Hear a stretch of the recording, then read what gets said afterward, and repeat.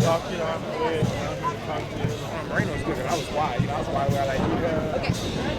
I'm like, I hope you're doing good in school, do good in school, do good things, blah, blah.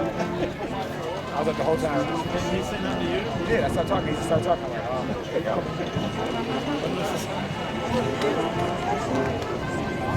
Does it keep you awake if somebody's talking? Good afternoon, ladies and gentlemen. Need your entry to this area right there.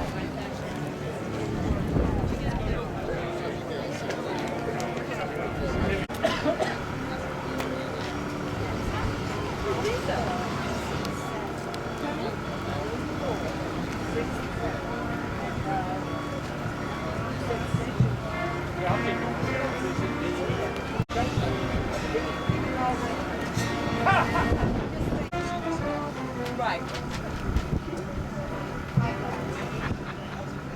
Thank you.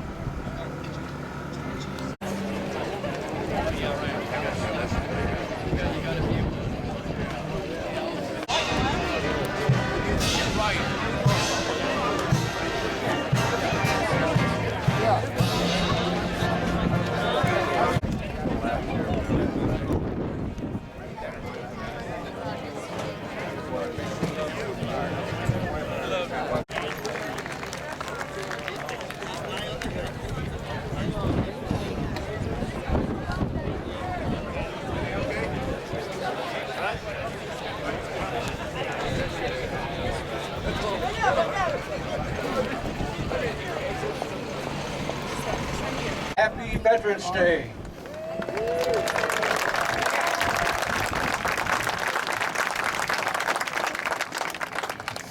Good afternoon, ladies and gentlemen. I would like to welcome you and thank you for joining us for our 2015 Veterans Day ceremony. We're going to be honoring all veterans, living and deceased. I am retired Marine Lieutenant Colonel Tony Anthony. I'm Vice President of the Mount Soledad Memorial Association.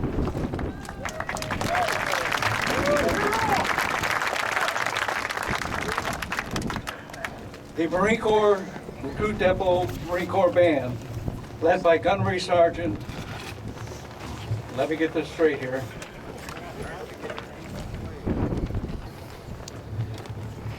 by Gunnery Sergeant Robinson, has been treated us today with some very enjoyable music, and we'll be hearing from them during the program. So if you enjoyed them, give them a hand.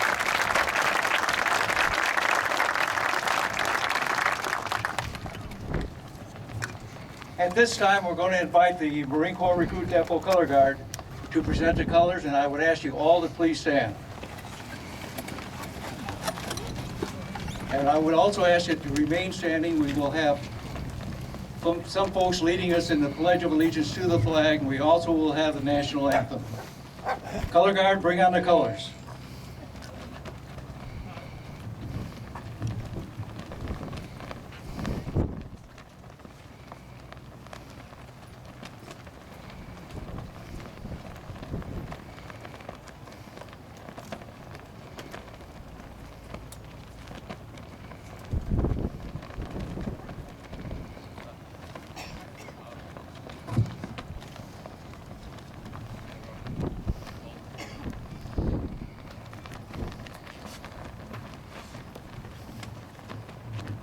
Color Guard, present the colors.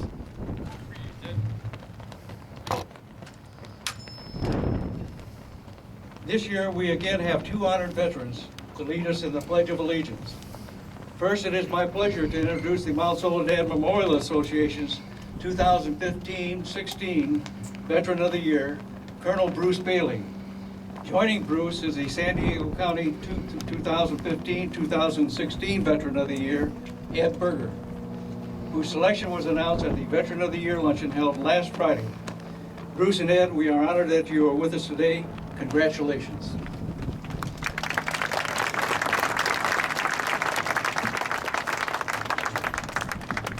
Please join us in the pledge. I pledge allegiance to the flag of the United States of America and to the republic for which it stands, one nation, under God, indivisible, with liberty and justice for all. Thank you.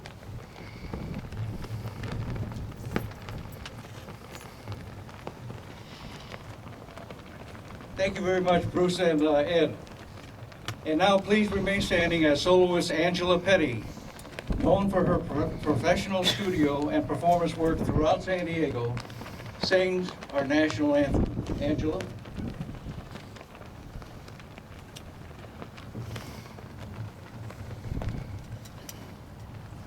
Oh, say, can you see by the dawn's early light what so proudly we hail at the twilight's last gleaming, whose broad stripes and bright stars through the perilous fight o'er the ramparts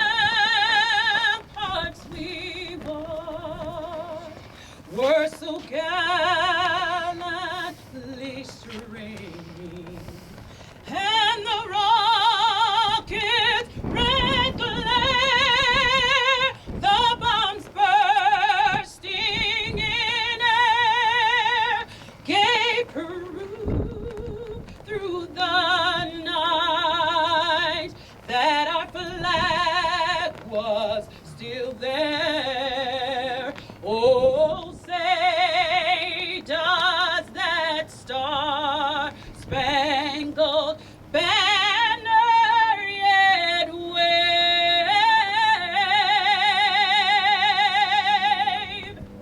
o'er the land of the free and the home of the brave?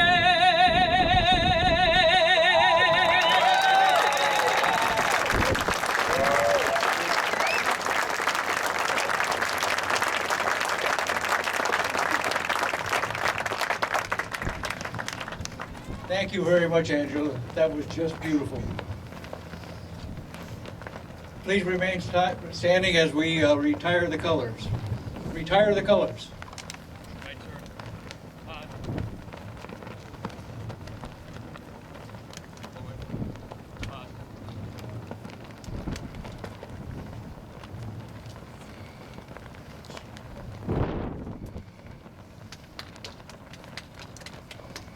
You can go ahead and applaud. Thank you. Please be seated. Could you move in to your right a little bit? Yes. Darcy Lovegren Tavitch, Chaplain of Veterans Village of San Diego and Stand Down Coordinator, the annual event sponsor supporting homeless veterans of San Diego, will now deliver today's invocation. Darcy? Please join me in prayer. In answer to the call of a nation, it is a select few who step up to the task to defend the freedoms secured by their predecessors. May we honor today all who took on that duty. No matter the uniform or the duty assigned, they served at the direction of a nation without regard to their own freedom. May we be grateful for these who stand with us today. Bless us this day as we honor all veterans and recognize the service of an American hero who continues to serve. Amen. Thank you very much, Darcy. It is my pleasure to welcome to the podium today's Master of Ceremonies, Mark Bailey. He served as our MC for 2015 program. He also is the morning anchor on San Diego 6 and part of the daily routine for thousands of San Diegans. Mark, an early riser, is on the air from 6 until 9 a.m. Monday through Friday, so turn in if you want to see Mark on TV. The San Diego native always wanted to be a broadcaster, but he also spent 3.5 years as a young adult as a San Diego police officer and credits that experience as a valuable asset to reporting the news. and he has done that admirably, beginning with Kogo Radio here in San Diego, then moving to television with E! Entertainment Network, HBO, CNN, in anchor positions in Phoenix and Atlanta, before returning home. He is still an active policeman and serves with the El Cajon's finest one day of the week. Mark is also a professor at National University teaching law enforcement as well as journalism. At this time, it's my pleasure to introduce Mark Bailey. Mark.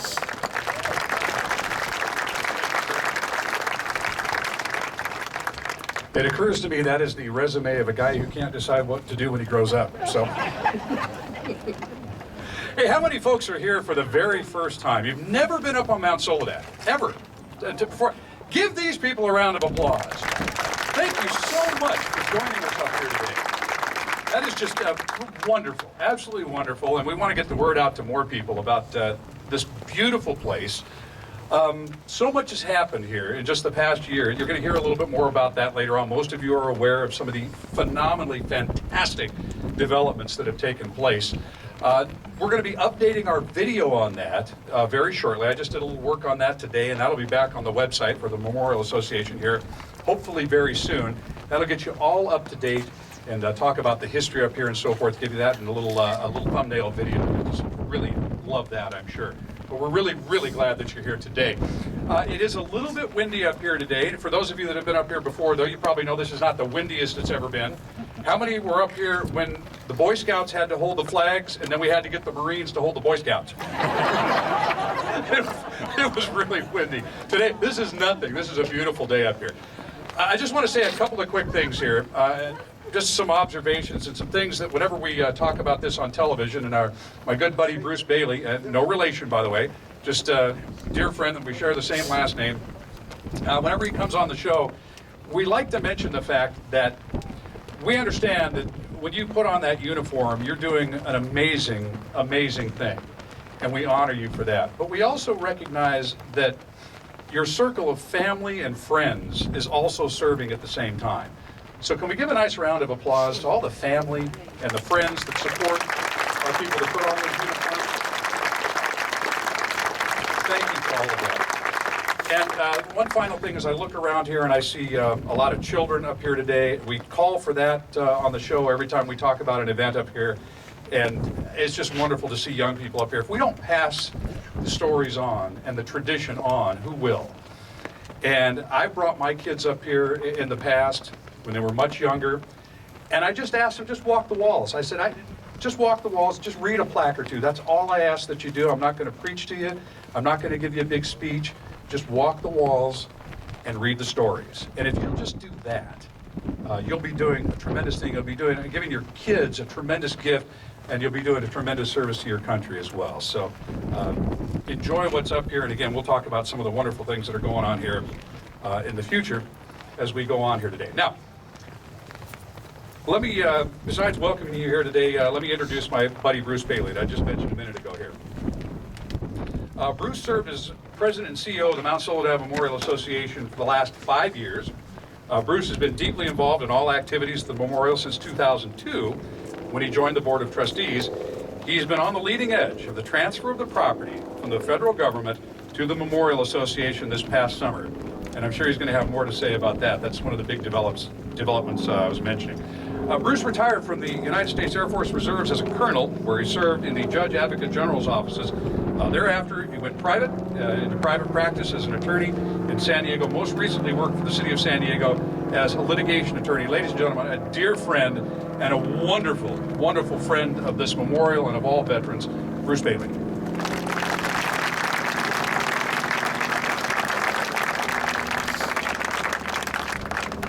Well, thank you very much. It's always a pleasure to come up here and talk or speak a little bit on either Memorial Day or Veterans Day.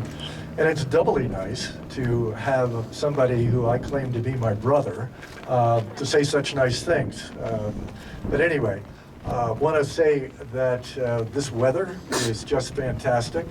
We do have a little bit of a breeze today, and because we're going to have some skydivers coming down at the end of our ceremony today rather than the flyover. I ask for you all just to say a little prayer that the winds calm down a little bit so we can have the skydivers come in. I'd also like to say that this type of ceremony doesn't just happen. And there are many, many people who make it happen. I'm behind the scenes a lot of the time, but it's our staff, it's our volunteers, and all the people who come and spend weeks getting this put together. And I can tell you one short story, and then I'll get to introducing the dais. I got up here at 12 o'clock today, and one of the things I was going to tell you all is that we now have electricity up here at the site. That is a fabulous, fabulous thing.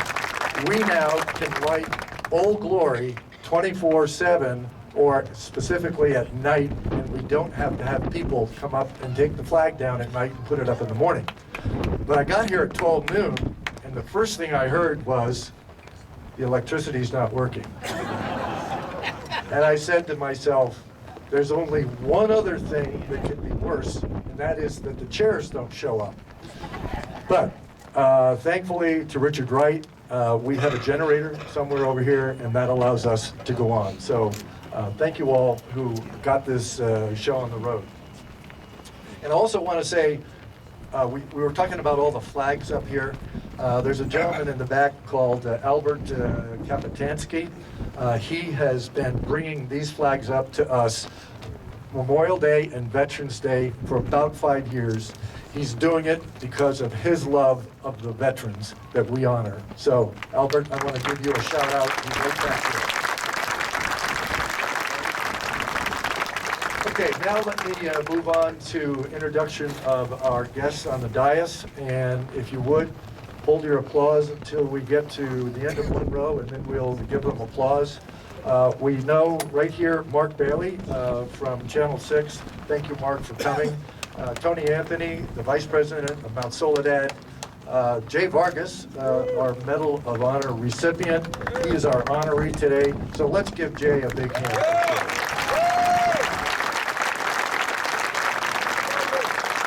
Now we have one other that I know of, a Medal of Honor recipient, who had a chair up here, but he chose to sit down here in the audience. And so I'd like, at least if you would, John Baca, please stand up and say hi to a mother, father here, a daughter here, and I didn't quite hear. They were? Did I get all that correct? Okay, thank you. Okay, we'll then move on to our featured speaker, former governor of the state of California, the Honorable Pete Wilson. And next to him is Bill Kellogg, our Chairman Emeritus. And then you've heard the very, very nice Angela Petty. That was very well done. Thank you for coming. And we invite you back next year. Please come. And then we have our chaplain, Darcy Tavitch. And then we have our San Diego Veteran of the Year, Ed Berger. So let's give everybody a nice hand. Okay, going on the upper row on the dais would be Scott Peters, Congressman, lives in La Jolla here, and used to be our neighbor. Scott, it's good to see you. Oh, he wanted to make sure that all you knew that I moved, he didn't move. So he's still viable. Next to him is Bill Horn, who's a county supervisor, and he has declared, and the county supervisors have declared 2015 as the Year of the Veteran in San Diego County. Thank you for that, sir. Next to Bill is President of the City Council, Sherri Lightner. District 1, Sherri, welcome. Next to her is Todd Gloria, District 3. Next to Todd is Ernie Dronenberg. And then we have also Mayor Sam Abed from Escondido. And then we have Poway Council Member Leonard. Thank you all for coming. Down in the front here, with just a few more introductions, please. We have the governor's wife, Gail Wilson. Thank you. We also have the Wilson's son, Phil Graham. Right here in the front row, we have Captain Howard Warner, who is the commander of Naval Base Point Loma.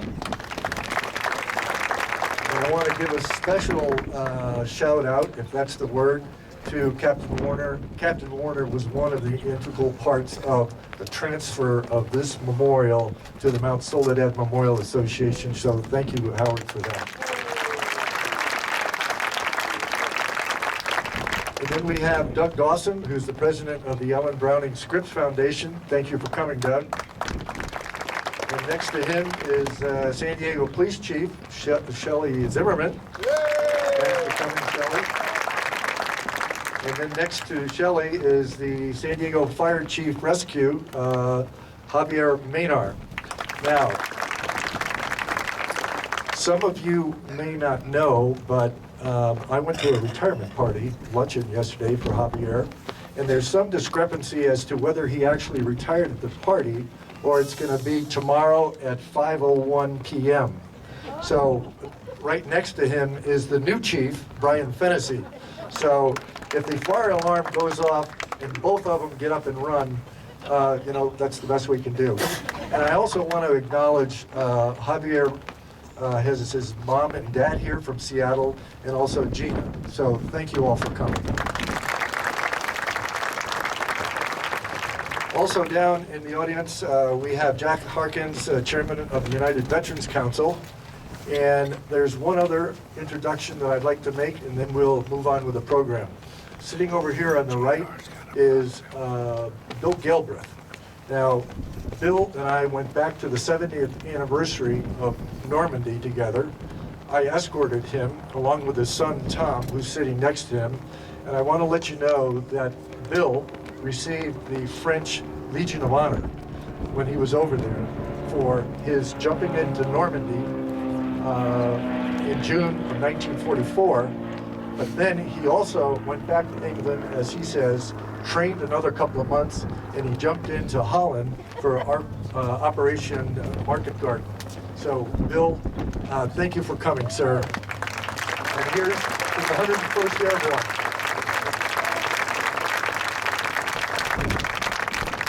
Okay, now let me move on with my portion of the program. And we all know that the reason that we're here today is to honor veterans. And this means that we're honoring veterans no matter what the service, no matter what time they've spent in the service, nor what missions they did while they are in the service. The fact remains is that they took an oath, and they all took the same oath, and the fact remains that they all served their country.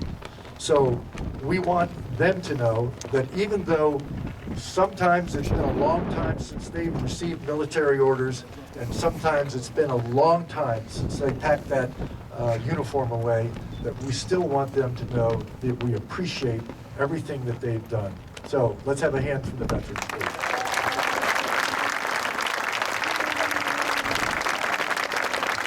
Now, a good way to do this is I would ask, as I name your service, and I will give the date of the service that it came into being, I would like those people to stand, and we will run through all the services. So first, with all the people who've been in the United States Army, which came into being June 14th, 1775. Please stand.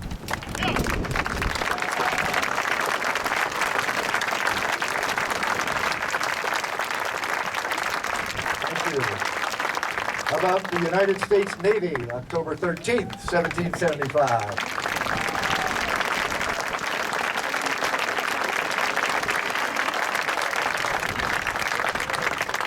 How about the United States Marine Corps, November 19th, 1975. The United States Coast Guard, August 4th, 1790.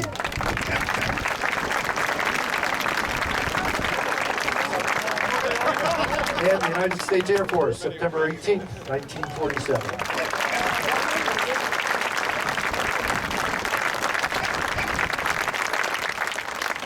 And as Mark said, it's not just the veterans themselves that deserve a lot of credit. It's the families. It's the husbands and the wives and the children and the aunts and the uncles that really make this unit work. And so I also want to have a applause for the families and all the people who support our veterans.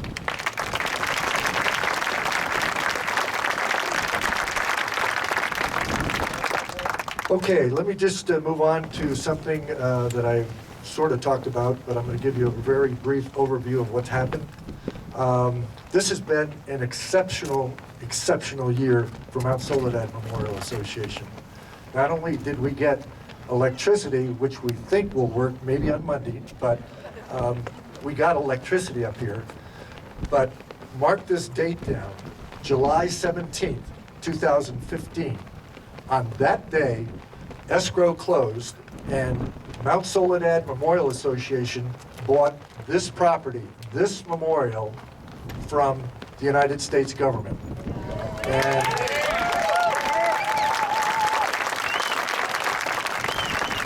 what I want to tell you is that it took a lot of work from a lot of people, and it took a lot of precision and politicking, if you will. But I want to give a special notice to Senator Dianne Feinstein and to Congressman Duncan Hunter, who pushed this bill through. Now, you might ask, how did this happen? Well, at the end of each year, they have what they call the NDAA, the National Defense Authorization Act. And as part of the act of funding the government for 2015, there's a section in there, 2852, which said that the federal government will, it didn't say shall or want to, it said the federal government will transfer the property to the Mount Soledad Memorial Association. And so we paid $1,368,743 to buy this property. And escrow closed, as I told you. And just to close the loop on this legally, we are working right now, after 26 years, to get the lawsuit that has been enveloping not these walls, but that cross. We're working to have it dismissed, and I attended a conference on it a couple of weeks ago, and we're getting there. So what I want you to know is that because this is private property, the cross is safe, the walls are safe, and we are good to go.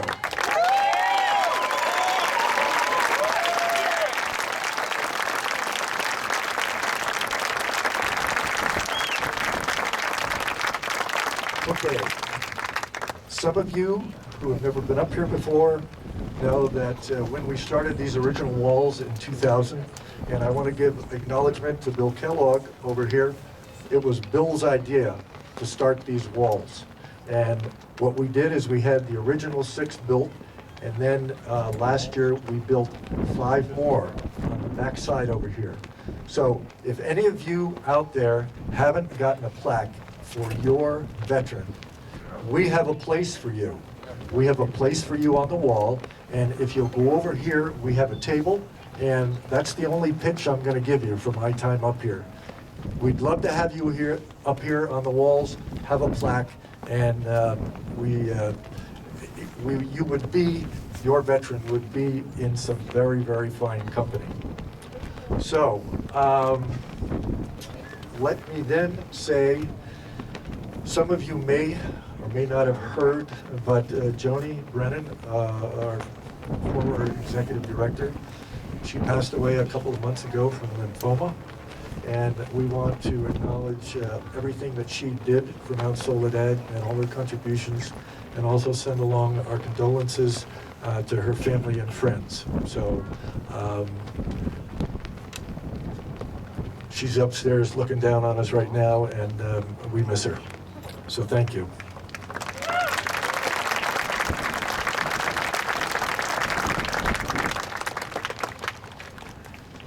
Okay, right back here, we have a new executive director, Bob Mulrooney, and he's been with us for a number of months now.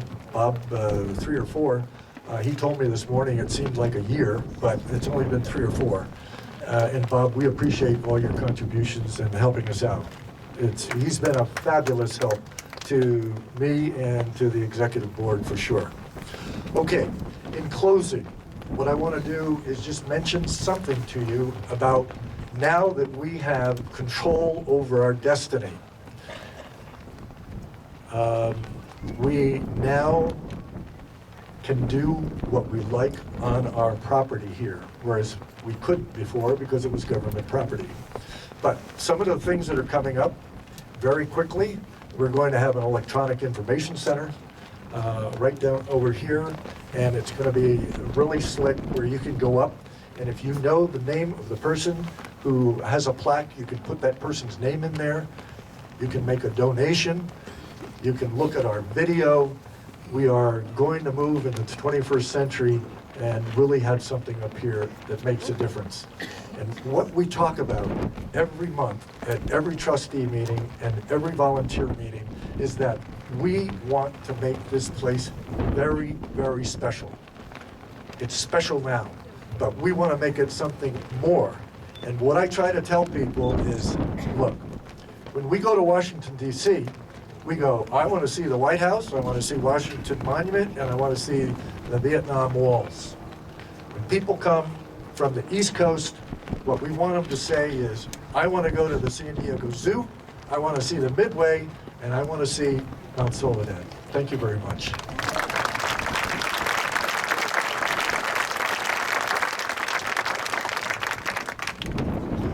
All right, thank you, Bruce. All right, with all the wind up here, let me find my spot.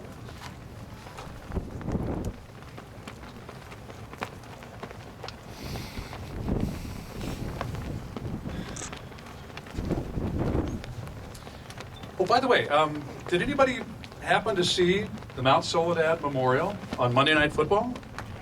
Yeah? That was fantastic. That's national exposure. That is wonderful. Chargers, not so wonderful.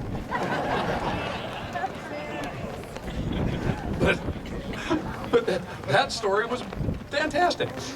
All right, we're about to welcome to our podium the 36th governor of California, who served our state for 8 years, 1991 to 1999.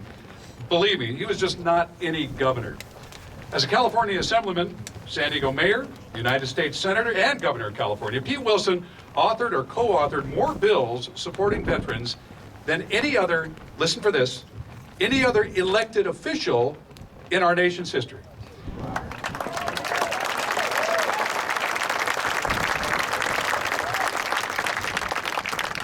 Now, that's one reason that he received what he called his greatest honor. That's the Patriot Award from the Medal of Honor Society in 1999, presented just after he left office.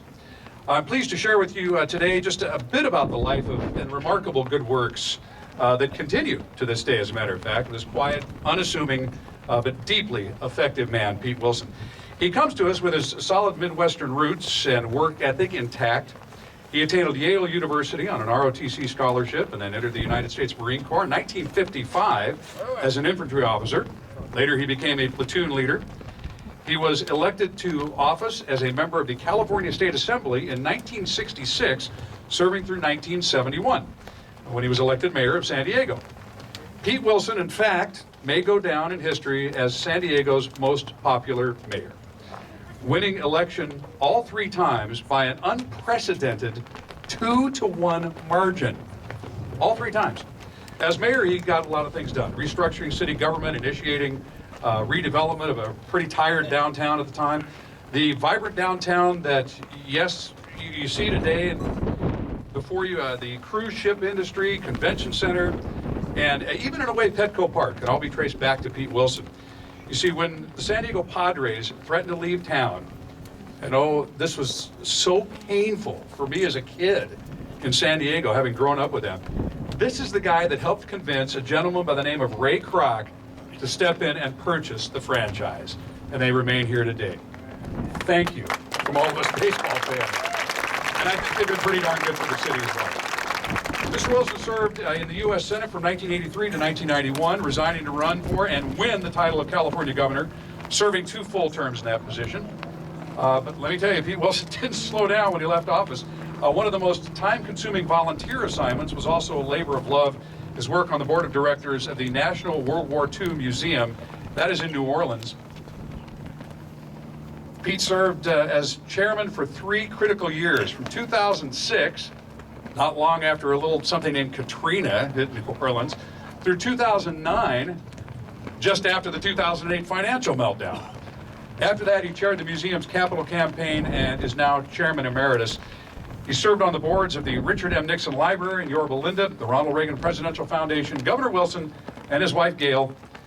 Now live in Los Angeles. He has 2 stepsons, one of whom is now running for the same state assembly seat that Pete Wilson himself held 50 years ago. Ladies and gentlemen, what an honor it is to welcome to our podium Mayor, Senator, Governor, and Patriot, Pete Wilson.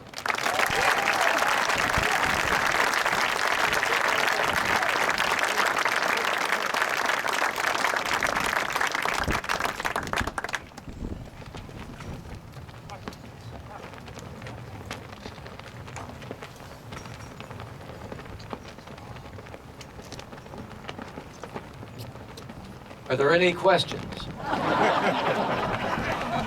Mark, thank you. That was more than generous. I was going to ask you to repeat it, but I didn't like the part that indicates that I couldn't hold a job. Well, I am delighted, as always, to be back in San Diego, because it is it is still what I said many years ago, America's finest city.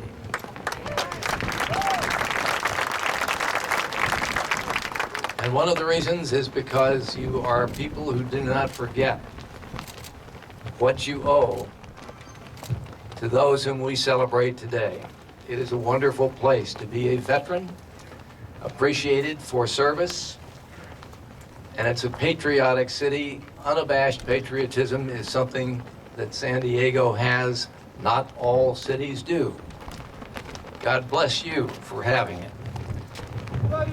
And I have the high honor today to tell you something about a dear friend of mine who is an extraordinary Marine, an extraordinary American, someone who is an extraordinary human being. Do we all remember the year 1968? It was a horrendous year in many respects for the nation. Sure, we remember assassinations, Martin Luther King Jr., Robert F. Kennedy. But far across the Pacific, it was the year of the Tet Offensive. Coordinated attack by North Vietnam and the Viet Cong against 36 major cities and towns in South Vietnam. On 3 days in the spring of that year. Our guest of honor, J. Vargas, then Marine Corps Captain J. Vargas, and the company that he led were caught right in the thick of it. Vargas and his troops were trapped in a rice paddy, blanketed with machine gun fire as they tried to advance toward the village of Dai Do. Captain Vargas, though seriously wounded, destroyed 3 of the heavily defended gun installations that were pinning down his troops and allowed his men to advance to the village. But the North Vietnamese then mounted a counterattack with over 10,000 well-equipped troops coming right at them.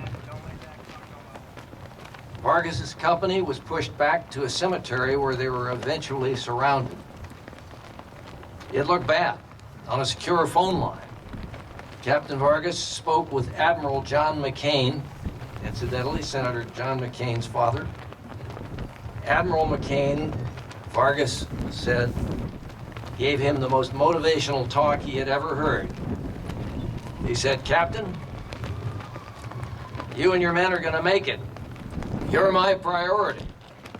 And we're going to lay down a wall of steel around you." And in short order, firepower was unleashed from the skies. and Vargas and his company fought the enemy throughout the night. At one point, Captain Vargas carried to safety his seriously wounded battalion commander and saved 7 other Marines.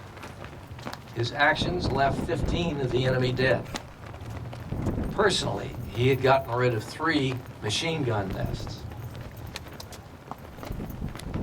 Colonel J. Vargas has commanded and led Marines at every level. Oh, let me finish what happened at the siege as they were at Dido. At the end of the siege, 86 American troops, American Marines, including 7 in Captain Vargas's company, had lost their lives, but 2,000 North Vietnamese had been killed. Vargas and 77 other men in his company had survived. They'd survived because of the heroism, the coolness under fire of this extraordinary man whose troops looked up to him as a troop leader whom they trusted, cared about. They knew that he cared about them and was capable of pulling off what he did. 10,000 enemy troops against a company of Marines. And most Marines would say, that's about even odds. Well, I gotta tell you that it's extraordinary. Colonel J. Vargas commanded and led Marines at every level, from rifle platoon to infantry regiments. His final tour of duty found him on the staff of the commander of U.S. Naval Forces Pacific, where he had served as Force Marine. He is a shining example of what the Marines call the few, the proud, the brave. It may run in the family. He is one of 4 sons. His older brothers, Angelo and Frank, fought in World War II at Iwo Jima. That was 70 years ago, my friends. And his brother Joseph fought in Korea. That meant that all 4 of the Vargas brothers were Marines who fought during time of war. Jay has said that he was given 3 golden rules by his big brothers that have served him as the guiding principles by which he has lived during wartime. 1, always set a good example. 2, always take care of your men. 3, never ask a Marine under your command to do something that you can't and won't do yourself. After leaving the military, Jay agreed to further public service. He served as the first Secretary of the California Department of Veterans Affairs from 1993 to 1998.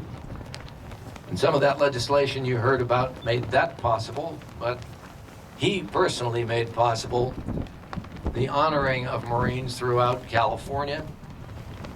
And I know, because it was my privilege to be the appointing authority and ask him if he would come to Sacramento and serve in that role. At the time, California had more than 3 million veterans, including many of the great World War II generation. Today, the numbers are closer to 2 million. And then, recognizing the extraordinary job that he had done in California, in July of 2001, President George W. Bush appointed him Veterans Liaison for the U.S. Department of Veterans Affairs, a post he held through January 2009.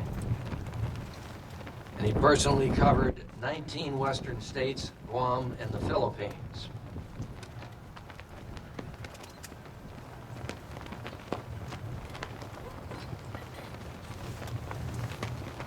But Jay still was not quite done with service to his country, and he is still going strong. Following his retirement, Colonel Vargas formed group comprised of surviving Medal of Honor recipients who visit schools to share a character development program. In an era where education is structured to focus on science and math and computer skills, what Jay calls teaching common sense courses has been pushed to the wayside. Jay has found that both the teachers and the students that they teach are hungry for some life skill lessons. One teacher told him, quote, "I have kids who sit in the back of the classroom who have never participated in anything. Now we can't shut them up." And others who have told him, quote, "This is the first time that I ever learned what my father or grandfather did when they fought in a war."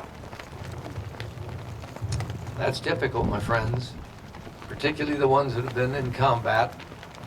You say you're a hero, and they say, "No, I was just doing my job and looking out for my buddies."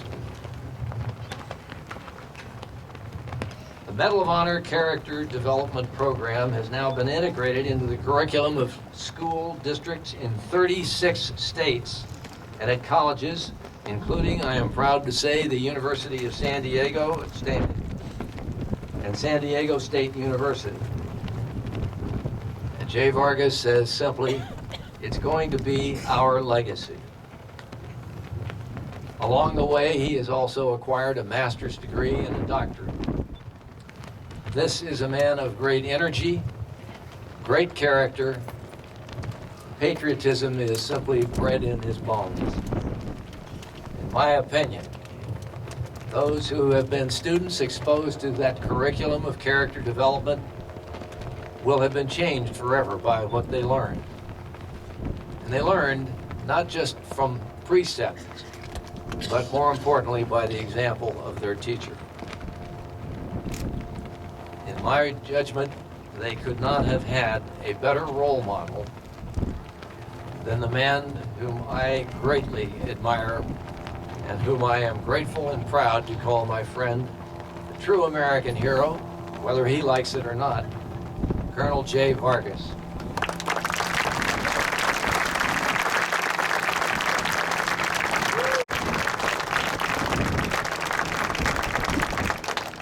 Just a few words. I want to hear the governor speak some more. We should have made Pete Wilson president of the United States. We blew it. I just want to start out with simply saying to the Gold Star mothers that are in the audience, we that surround you today, it's our honor to be in your presence. And to Governor Wilson,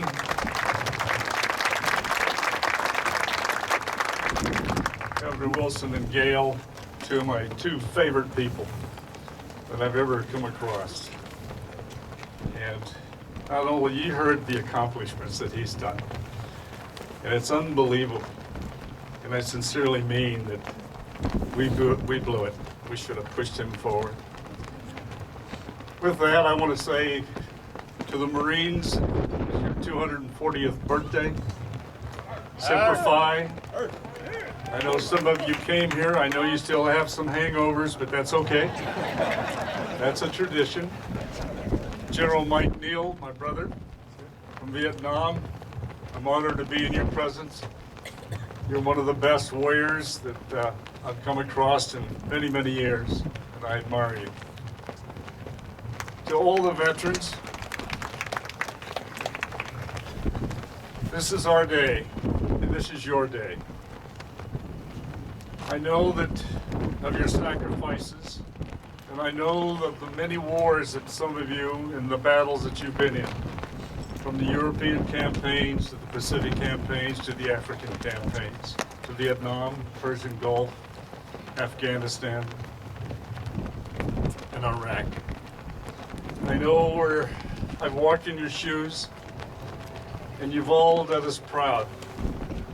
And I wish you the best on this particular day. There's 2 days that I admire. Christmas. Am I supposed to say Christmas? And Veterans Day. Of course, there's Memorial Day, but someday I'm gonna, hopefully they'll combine the two. One thing I'm gonna leave you with is I was taught something as a young pup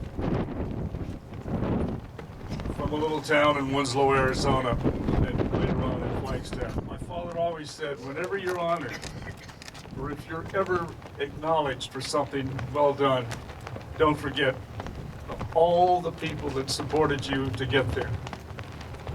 So when I put this medal on, it's yours, but it really belongs to my Marines who recommended me for it. And I wear it with pride. And so does John Baca, my brother John Baca. Great Army. And served our country beautifully, bravely. He's a good man. There's someone here that I'm gonna surprise him. His grandmother came over from Italy with my mother many years ago. Those of you that know I'm half Hispanic and half Italian. I'm spaghetti meatballs on one side and chili and beans on the other side. But I want to he came all the way from Flagstaff, Arizona. Martin Zanzuki is here.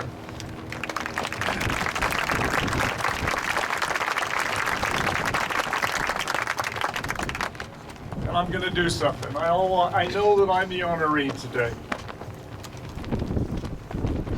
But in keeping a promise to my father, I want to dedicate my day to the World War II veterans that are with us today, because you all saved the world, and you'll always be the saviors of the every country in the United States, France, Germany.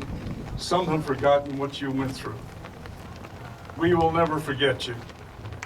You are the heartbeat of America.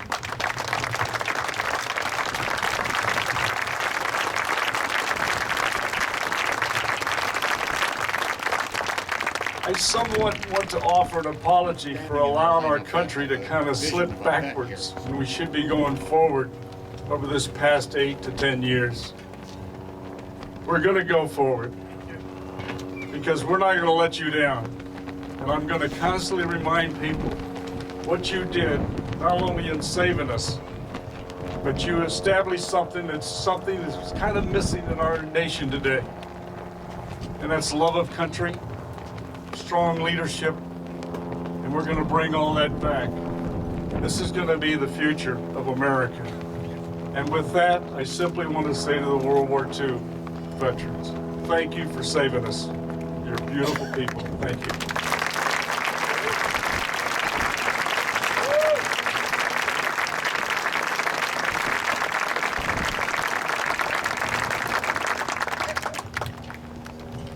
Thank you, Jay. All right, at this time, can I have Bruce Bailey, Governor Wilson, and Colonel Jay Vargas step down to the lower level of the dais here? We'll be unveiling what is actually the plaque enlargement honoring Colonel Vargas. Colonel Vargas's actual plaque is over here on what is known as the BB wall. As you drive up to the monument, it's directly ahead of you, and there's a marker up there. It also happens to be the same wall that my father is on. And by the way, Governor Wilson's plaque is on the E wall over here to my right, facing west, row 6, number 8.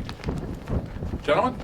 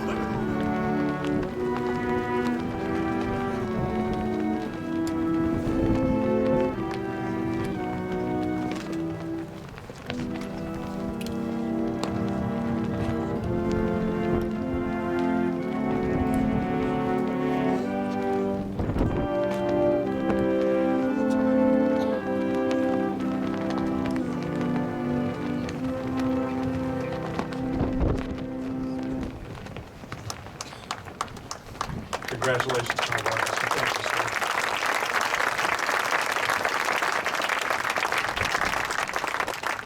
Now, we're going to play a little loose here over the next couple of minutes. I'd like to invite Governor Wilson back down for our keynote address. We are working out some timing, and we're watching these winds to see if our jumpers are going to be able to get away. If not, we'll do something else. But in the meantime, please welcome back Governor Wilson.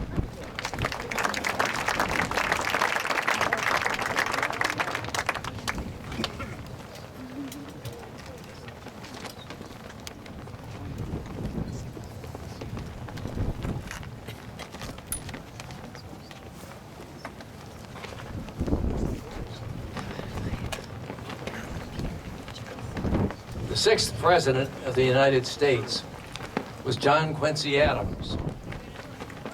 I didn't know him personally. But when a group of young people came to the White House when he was president, he had an earnest conversation with them, concluding with an admonition. He said, "You will never know how high the cost has been to provide your freedom. I pray you use it well." Well, some almost 40 presidents have succeeded John Quincy Adams. And the question might be asked, have we kept faith with the admonition that he laid down to those students? Have we, in fact, used our freedom well? In many respects, we have. Generation upon generation, we've come from all parts of the world as immigrants, raised families, and over time built what has become the most prosperous and strongest nation in the world. And it is, lest we forget, the nation in which individuals enjoy the greatest measure of personal freedom of any people in history. Freedom is essential to many things. In the STEM area, it is essential to having the intellectual freedom and the permission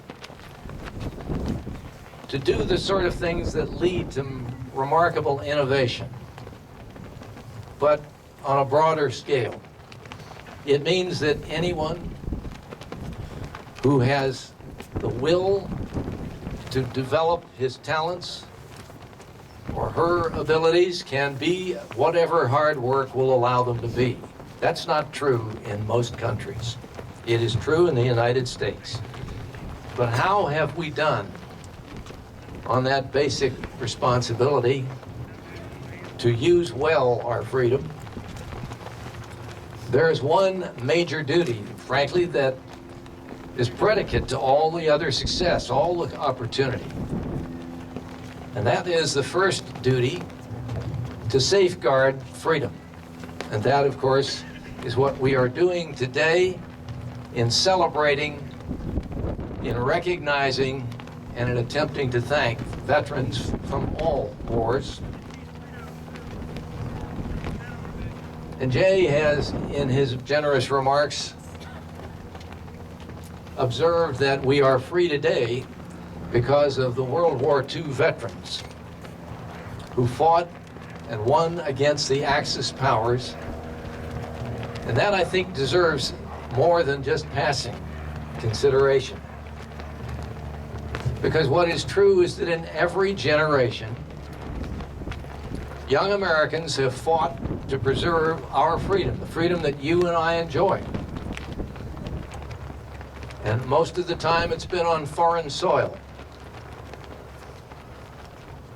And when they had won victory, they were eager to return home and get on with their lives. That was true of the World War II veterans as well. But World War II was different. For one thing, it followed what many had hopefully, optimistically referred to at the time, that World War I ended in victory for the Allies. It was celebrated as, quote, the war to end all wars. And yet, less than 2 decades later, after the failure of the League of Nations and of disarmament by the democracies, suddenly, with the exception of perhaps Winston Churchill and a very few others, Hitler in Germany and the Nazi Party had built a war machine in violation of all the covenants of the Versailles Treaty. Japan, while no one was looking, had built an enormous army and navy and was bent upon aggression and conquest throughout Asia.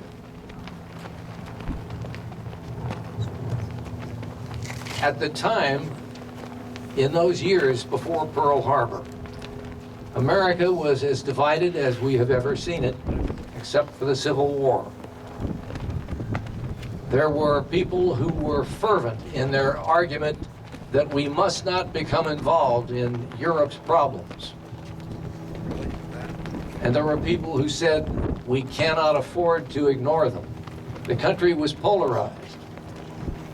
Vociferous isolationists, including my predecessor in the United States Senate, who had first been governor and then became senator. I recommend doing it the other way. He and other vociferous opponents of our involvement in and outside the Congress frankly intimidated our national administration into failing to prepare for the obvious threat of war. And frankly, America's glaring military weakness compared to the vaunted war machines, the capabilities of the Axis powers, encouraged the entirely reasonable belief in Berlin and Tokyo that America had neither the capacity nor the will to fight. What do I mean by apparent weakness? It was no secret that the United States Army at that point was undermanned, under-equipped, and that in fact it ranked in international military estimates as 18th in the world in capability, right behind Romania. The leaders of Nazi Germany and Imperial Japan felt high confidence that the United States would be unwilling and unable to resist their aggression in Europe and Asia. Well, ultimately, as history has taught us, the terrible cost of World War II to the Axis powers was the destruction of their cities, tremendous loss of life, but the loss to American Gold Star mothers was 440,000 young American lives lost.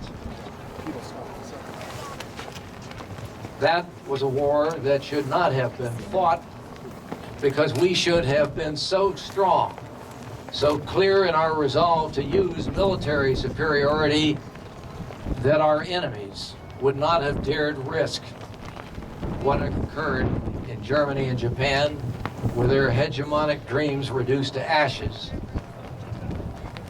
And it took generations for them to recover with the American help of the Marshall Plan. But what the Veterans Day should celebrate is not just the generosity of America in treasure, but the infinitely more precious dreams in the blood of our sons and daughters who fought and died for our freedom, and that of future generations. That is what the World War II Museum is all about. It is not an exercise in nostalgia. It is a teaching institution of a unique kind that exists so that future generations will not only learn what they owe to the Americans who preceded them in battle, but will understand that the best way to prevent that future loss of life is to be so strong, so clearly superior in military capability, and so clear in the resolve to use it if we must, that no rational people will ever make the same miscalculation that the Axis powers did.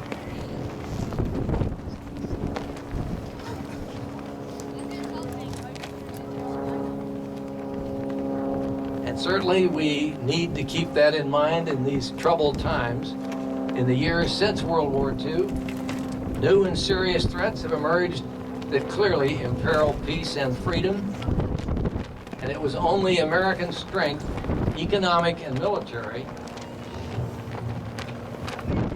that prevented the tragedies that otherwise would have occurred, that won the Cold War and will reduce the risk of future war. By tragic contrast, World War II proved how grave was the risk and how great the cost of military weakness and appeasement and isolationism. The lesson remains painfully relevant today, but it seems to be relevant to a few. Is it relevant to the millennials? Well, to some. But the fact of the matter is, as we celebrate Veterans Day today, at the World War II Museum and here at this cherished and lovely site, the greatest generation and their children can be very proud in honoring them for having saved our freedom in World War II. The most important task of that museum and of all of us across the country who attempt to pay our debt. The best way to vindicate their sacrifice is try as best we can to assure that they did not die in vain. To give the greatest meaning possible to their courage and their sacrifice, it will be necessary for future generations to understand the need for strength in arms and for clarity in projecting a foreign policy made credible only against future tyrants by a national security posture. It is the most convincing and least costly preventive to avoid the tragic mistakes by those who would otherwise be tempted to attack us. So today, as we meet here on this cherished site, invoking God's blessing on all who have fought for our freedom, let us say to them, we will not fail you. We will not let fallen young Americans, whom we honor for their courage and sacrifice, to ever have the cause to doubt our gratitude or to fear that we lack the heart, the mind, and the stomach to take from their hands the torch of freedom and to hold it high and keep it burning bright. That's a patriotic duty for every man, woman, and child sitting here. God bless you. God bless the United States and the veterans who have kept her safe.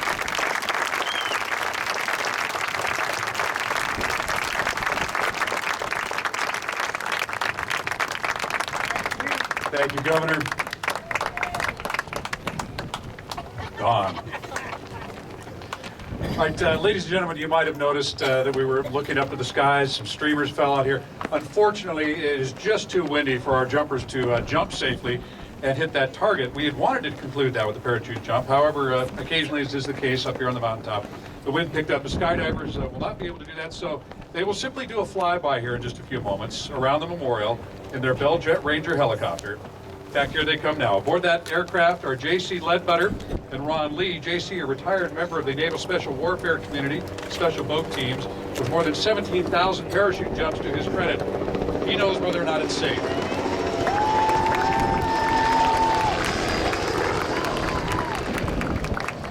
Ron Lee, also aboard, a professional skydiver with more than 5,000 jumps. The parachute jump today was going to be made possible by SEAL NSW Family Foundation. a nonprofit organization that manages the programs that support U.S. Navy SEAL families.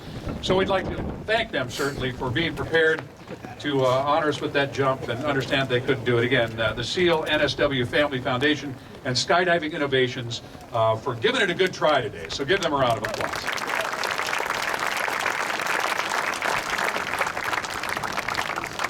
So as we end the program today, again, thank you so much for being here and for honoring our veterans. Thank you, Colonel Vargas, Governor Wilson, for honoring us today with your presence. Thank you to everybody up here in the dais for joining us today. Thank you also to J.C. Ledbetter, Ron Lee, and the SEALs NSW Family Foundation. And thank you to John Reisdorfer of American Medical Response for providing the medical ambulance service should we need it today. Fortunately, we did not. We're honored that you can be with us and help make our Veterans Day ceremony a very memorable one. Now, a quick note.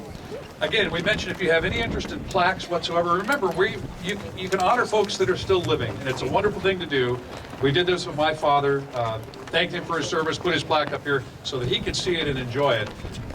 It's only, all that we ask is that you honorably serve. And it doesn't matter how you serve, service is service. And we appreciate that. We'd love to honor you with a plaque up here. So check back at the desk back here on how to do that. I'd like you to stand now, join the MCRD Marine Corps Band and soloist Angela Petty. Let's all sing God Bless America together before we head out.